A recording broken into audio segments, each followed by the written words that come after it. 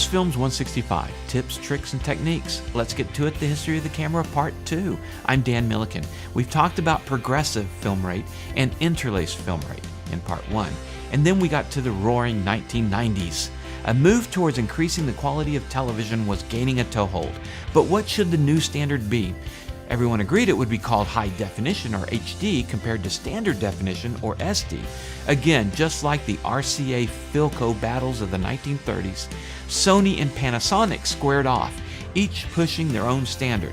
Sony wanted to simply double the NTSC quality. Instead of 525 lines, they picked 1,080, well, a little more than double. Panasonic chose 720 scan lines across, but they claimed theirs wasn't a quality loss compared to the Sony because they were doing progressive images like film. But Sony stuck to their guns on 1080 interlaced, 1080i, 720p. Starting to recognize some of those terms? Well, today the winner of the HD battle has been 1080. So when a client asks for their video that you shot on DVD, is it HD if you shot it at 1920 by 1080? No. The DVD format is a standard definition format. The best it can do is 720 by 480. That's it. Doesn't matter if you shot on a red camera at 8K resolution.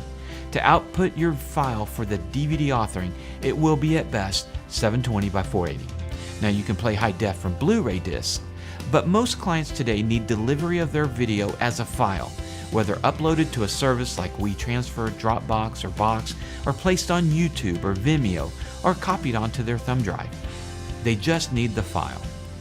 Later, we'll discuss the compression-decompression factors in future lessons, but the difference today in the adoption of new standards is that today's televisions can display different standards.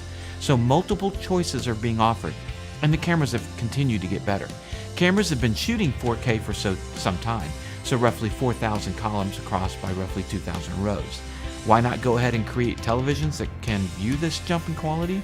Well, 4K televisions are for sale right now at Best Buy.